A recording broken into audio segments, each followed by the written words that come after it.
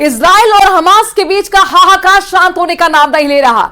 Israel Gaza में सितम ढा रहा है तो इजराइल के खिलाफ हमास, हुती और हिजबुल्लाह तीन तरफ से हमला कर रहे हैं। इस बीच एक फोन कॉल को लेकर ईरान के कान खड़े हो गए।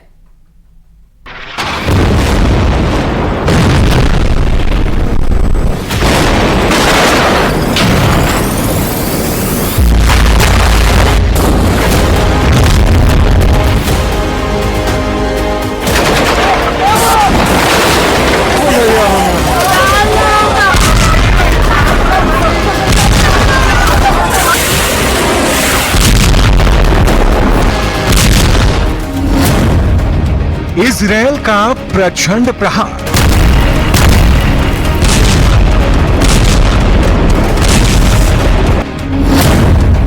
हमास का जबरदस्त पलटवार।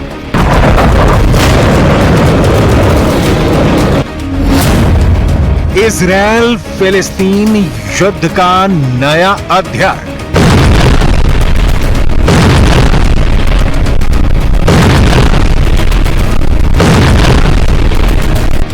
और इस बीच जो बाइडेन का इजरायल के प्रधानमंत्री बेंजामिन नेतन्याहू को फोन आता है। Hello prime minister, hello mister president, हमने दोहा टीम भेज दी है। यह बहुत अच्छी बात है। दोहा में शांति की उम्मीद है, बिल्कुल शांति की जरूरत है। हमास के प्रस्ताव पर इजरायल ने मोसाद चीफ के नेतृत्व में टीम क्यों भेजी? क्या इजरायल हमास के बीच शांति प्रस्ताव पारित होने वाला है? अगर हां तो दोनों के बीच किन शर्तों पर सहमति बनी है? या फिर पिछले शांति संधियों के जैसा ही अब की बार भी दोहा का हाल होने वाला है? इस सवाल का जवाब डिटेल में आपको आगे दिखाएंगे। उससे पहले गाजा का अपडेट देखिए। इजरायली हवाई हमले में 5 फिलिस्तीनियों की मौत हो गई है। इनमें जबालिया रिफ्यूजी कैंप पर हुए हमले में 3 बच्चों की मौत हुई है, जबकि खान यूनिस में हुए हमले में दंपत्ति मारे गए हैं। शांति प्रस्ताव के बीच इजरायल फिलिस्तीन पर घातक प्रहार कर रहा है। शुजैया के आसपास के इलाकों में इजरायली डिफेंस फोर्स का दावा है कि उसने 100 फिलिस्तीनियों को मौत के घाट उतार दिया है।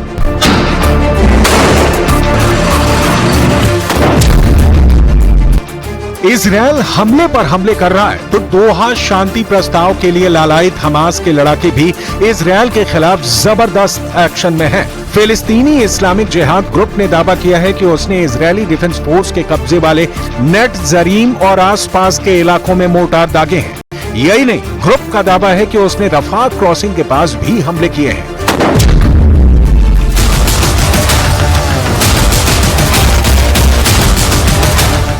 मतलब दोहा में पीस की बात और जमीन पर युद्ध घमासान। ये ऐसा बड़ा सच है जो दोहा शांति प्रस्ताव पर चर्चा से पहले आशंका के बादल की ओर संकेत करता है।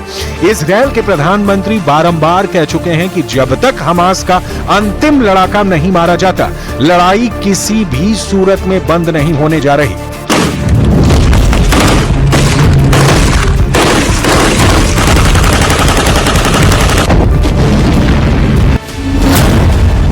सवाल है, फिर नेतन्याहू ने दोहा के लिए टीम क्यों भेजी जो शांति प्रस्ताव पर चर्चा करने वाली है? इसकी डिटेल आपको आगे दिखाएंगे। अभी अल-कुद्स ब्रिगेड का जो दावा है वो देखिए, जिसके मुताबिक उसका Jenin brigade Jenin refugee camp पर इजरायली डिफेंस फोर्स के हमले का करारा जवाब दे रहा है। जेनिन ब्रिगेड की डिटेल यहाँ देखनी बहुत जरूरी है, लेकिन उसके पहले जेनिन है कहाँ, उसे मैप पर समझिए। जॉर्डन नदी के पश्चिमी तट पर जमीन का बड़ा टुकड़ा है, जिसको इजरायल ने 1967 में 6 दिनों तक चले युद्ध यानी 6 डे वॉर के बाद जॉर्डन से छीन लिया था। इजरायल और फिलिस्तीन इस क्षेत्र पर अपना अपना दावा करते हैं, लेकिन कई दशकों की बातचीत के बाद भी इसकी अंतिम स्थिति पर विवाद है। इजरायल के कब्जे वाले वेस्ट बैंक के उत्तर में जेनिन शहर में ये शरणार्थी शिविर है।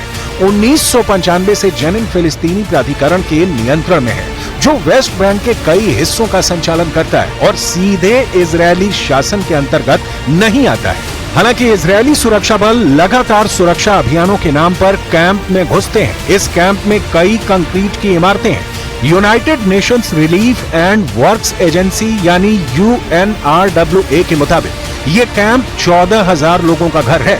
इजरायल हमास के लड़ाकों को मारने के लिए इन गाजा के रिफ्यूजी कैंपों पर हमला करते रहता है। जबालिया और जेनिन में उसके बस 2 उदाहरण नहीं हैं और कई हैं। इन रिफ्यूजी कैंपों में रहने वालों को दोहरी मार झेलनी पड़ती है। एक तो हमास के लड़ाके इनका सपोर्ट नहीं करने पर इन्हें निशाना बनाते हैं और दूसरी ओर इजरायली डिफेंस फोर्स इन रिफ्यूजी कैंपों पर इसलिए हमला करती है क्योंकि उनका मानना है कि हमास के आतंकी इन कैंपों को अपनी शरण स्थली बनाए हुए हैं। नतीजा है कि रिफ्यूजी कैंप शमशान में बदलते जा रहे हैं, लेकिन इजरायल और हमास दोनों को रोकने वाला कोई नहीं। जेनिन कैंप ऐसा ही रिफ्यूजी कैंप है।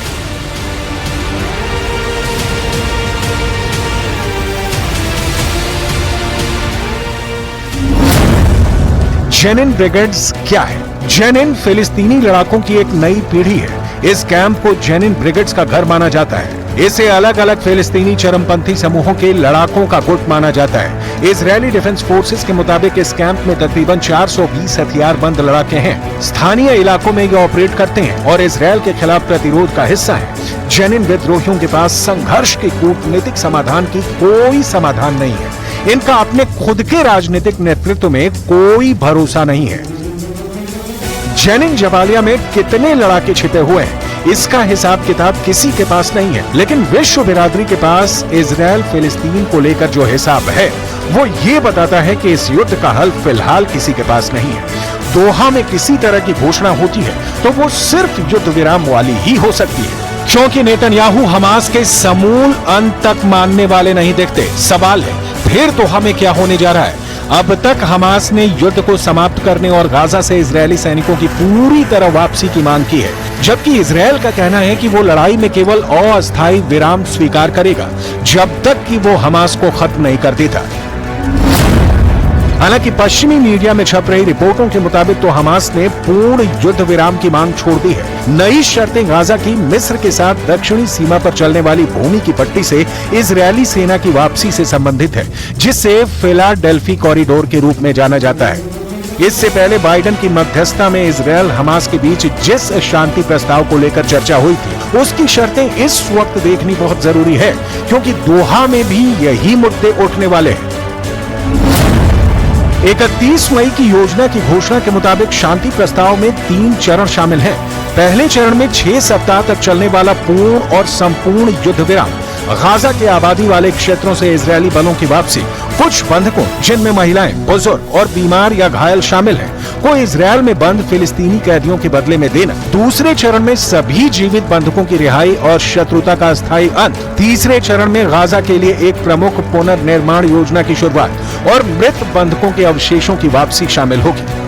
इजरायल हमास युद्ध का अंत दोहा में होगा या नहीं ये तो क्लियर नहीं है। हाँ, जमीन पर खासकर गाजा में जिस तरह से इजरायली फोर्सेज ऑपरेशन छेड़े हुए हैं वो अगर नहीं रुका तो फिलिस्तीनियों का मरना जारी रहेगा। इसके बावजूद कि लेबनान की ओर से भी हिजबुल्लाह लगातार इजरायल पर गोले दाग रहा है, यमन के हूथी विद्रोही लगातार इजरायल को निशाना बना रहे हैं। इन सबके समेकित हल के बिना गाजा जलता रहेगा और इजरायल, जैसा कि प्रधानमंत्री नेतन्याहू कह रहे हैं, तब तक गाजा पर हमले करता रहेगा जब तक हमास का आखिरी आतंकी जिंदा है।